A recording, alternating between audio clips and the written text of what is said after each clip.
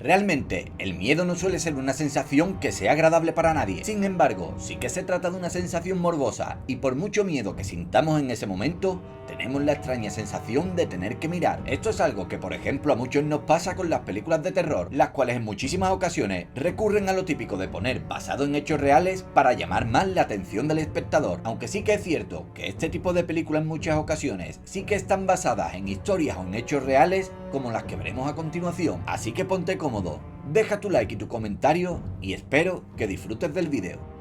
El Exorcista. Creo que poco se puede hablar de esta película que no se sepa ya que se trata de la película de terror más famosa de todos los tiempos. Esta película de William Friedkin cuenta el caso de posesión de Regan, una niña de 12 años quien es poseída por el demonio Pazuzu después de que ésta jugara con una ouija que encontró en el sótano de su casa. Sin embargo, la historia real en la que se basa William para su película no trata de una niña, sino de un niño de Maryland llamado Roland.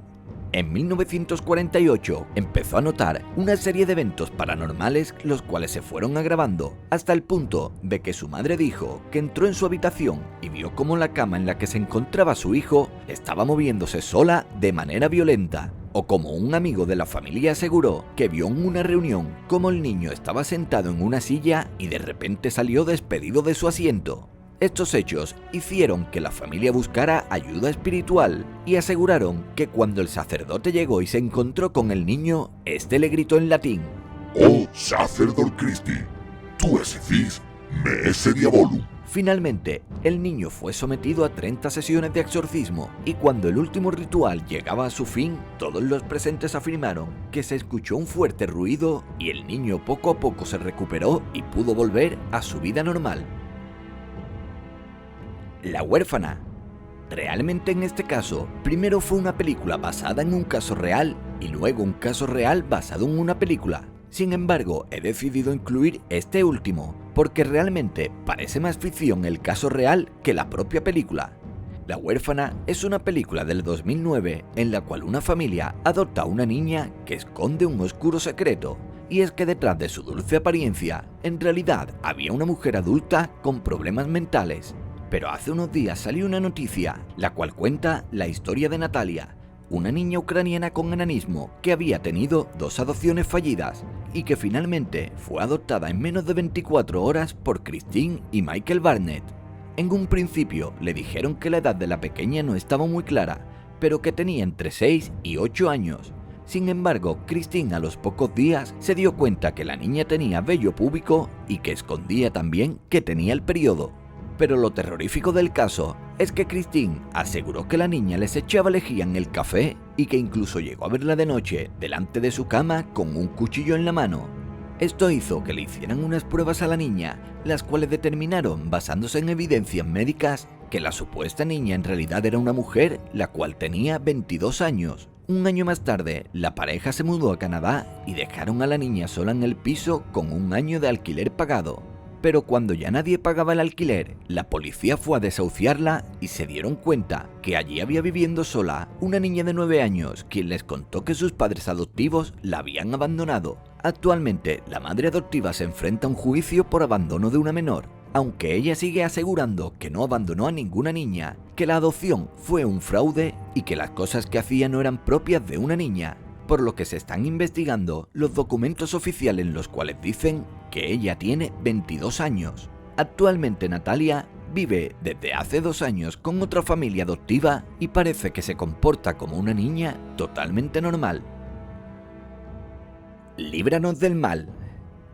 El director Scott Derrickson nos trajo esta película, la cual está inspirada en supuestos hechos sobrenaturales. La película, interpretada por Eric Bana, trata de un escéptico oficial de policía de Nueva York llamado Ralph Zarchi, el cual se ve obligado a enfrentarse a un caso de posesión demoníaca. La realidad es que la película obviamente es ficción para hacerla mucho más llamativa para los espectadores, pero realmente está basada en los relatos de un libro llamado Beware the Night, el cual fue escrito por el verdadero Ralph Zarchi.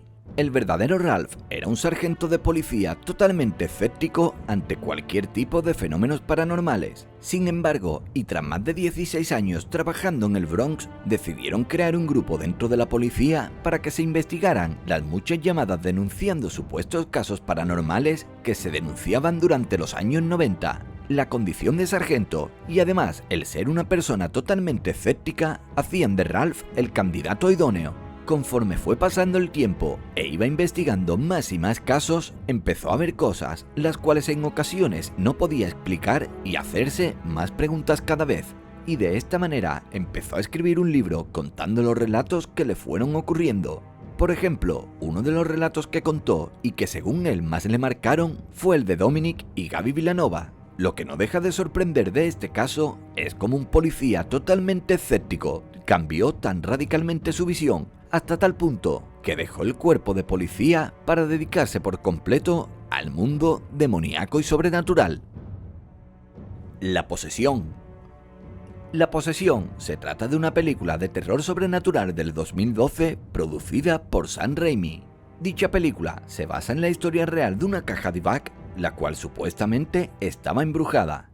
La historia real concretamente se centra en Kevin Mannis, un hombre que tenía una tienda de antigüedades que encontró una vieja caja de vinos en un mercadillo.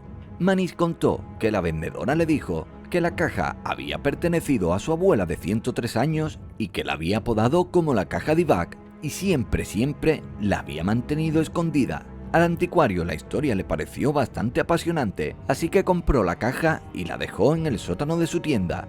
Después de eso, él cuenta que empezaron a ocurrirle todo tipo de desgracias, hasta el punto que un día la llevó a su casa y su madre perdió el habla. En 2003, y aunque nunca culpó la caja de su racha de mala suerte, decidió venderla por eBay y la compró Losif Niezke, una persona que ha querido mantenerse en el anonimato y quien volvería a ponerla a la venta poco después de su compra, añadiendo en la descripción del anuncio cosas como que desde que tiene la caja ha sufrido un tsunami de mala suerte. Jason Haxton, quien es el director de un museo universitario, vio el anuncio y no se resistió ni un solo segundo en comprar la caja. Cuando esta le llegó, se puso en contacto con una historiadora, la cual le aseguró que se trata de una caja de origen judío, la cual se usaba en los funerales judíos para guardar algunas pertenencias de la persona fallecida, con la intención de que su espíritu quedara para siempre dentro de esta. Dentro de la caja efectivamente había unas monedas, unos mechones de pelo y unos pequeños pergaminos con símbolos. Finalmente se hizo una réplica exacta de la caja, la cual hoy en día se expone en el museo, y la original, según dijo Haxton, fue enterrada. El muñeco diabólico. Esta película traumó a cientos de miles de niños en la época de los años 90.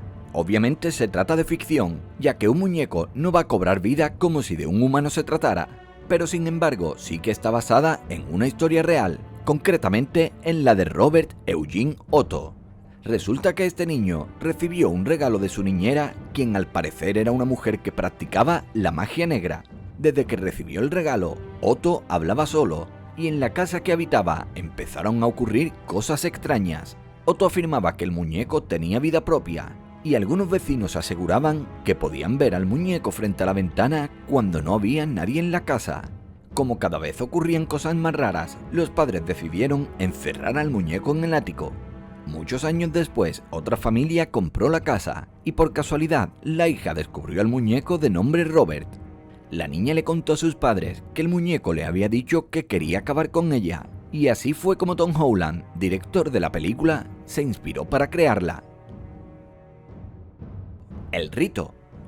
La película sigue al seminarista Michael Kovac, un cura al que envían a estudiar los exorcismos del Vaticano a pesar de sus dudas sobre esta polémica práctica. Con su profundo escepticismo como armadura, Michael aconseja a sus superiores que busquen ayuda en la psiquiatría en vez de en demonios que ocupan cuerpos. Y es entonces cuando le envían como aprendiz del padre Lucas, quien es interpretado por Anthony Hopkins. Pero en la realidad el padre Lucas se llama Gary Thomas, un sacerdote elegido por el Vaticano para ser exorcista y quien trabaja asistido por un médico, un psicólogo y un psiquiatra para identificar aquellos casos en los que las personas supuestamente poseídas no tienen unas conductas normales, como dominar un lenguaje que la persona antes no sabía. Durante un tiempo, el sacerdote fue acompañado por Matt Baglio, un periodista que escribió El rito, la fabricación de un exorcista moderno. En este libro, según el periodista relata, él fue testigo de todos los acontecimientos que aquí se escriben. Además, aseguró que solo se recurre a los ritos cuando todos los análisis y exámenes clínicos han fallado. Expediente Warren. Esta película explica una aterradora historia real, la cual además fue documentada por la propia policía. Los parapsicólogos Ed y Lorraine Warren se enfrentaron a un caso sin precedentes en los años 70. La familia Perron eran un matrimonio y 5 hijas, quienes afirmaban que la casa estaba poseída por algunos espíritus, los cuales podían resultar peligrosos, sobre todo para la señora Perron, quien sufrió extrañas heridas en varias ocasiones. Sus testimonios hablan de ruidos inexplicables, puertas que se cierran y se abren de golpe, y lo que parece ser voces de personas, pero que siempre parecen sonar en otra habitación, además de una silla del vestíbulo que en ocasiones se movía sola.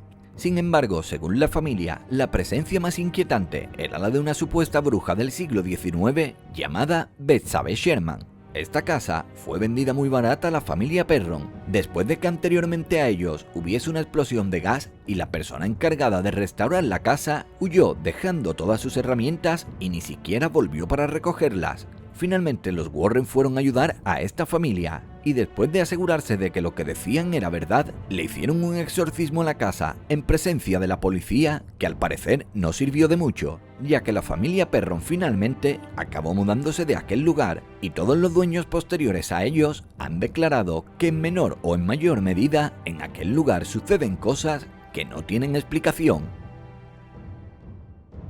El ente. Basada en hechos reales, El ente cuenta la historia de Carla Moran, una mujer que en 1974, y después de no encontrar ningún tipo de ayuda científica, acudió a un grupo de parapsicólogos cuando ya estaba completamente al límite. Ella decía sentirse acosada por una especie de fuerza superior que incluso llegó a abusar de ella, dejándole marcas en el cuerpo. Al principio, cuando ella contó esto a los médicos, le diagnosticaron un desorden mental, pero después de muchas pruebas, comprobaron que la mujer estaba totalmente cuerda. Después de largas investigaciones, un equipo de científicos se instaló en la vivienda de Carla para poder documentar todo lo que le sucedía. Constantemente, en las fotos que se le tomaban a Carla, aparecían luces extrañas que la rodeaban a ella. En un momento concreto, Carla gritó que estaba en el dormitorio, y cuando llegaron, ella dijo que se encontraba justo delante de ella. En ese momento, uno de los periodistas tomó una foto y cuando la revelaron vieron que la cara de Carla estaba completamente borrada. Los investigadores relataron que pudieron ver una imagen dimensional que se asemejaba a 3 luces redondas, una verde amarillenta y 2 blancas. Finalmente, sin llegar a una conclusión ni poder frenar los ataques, Carla se mudó a Texas con la esperanza de encontrar la paz y nunca más se supo de ella.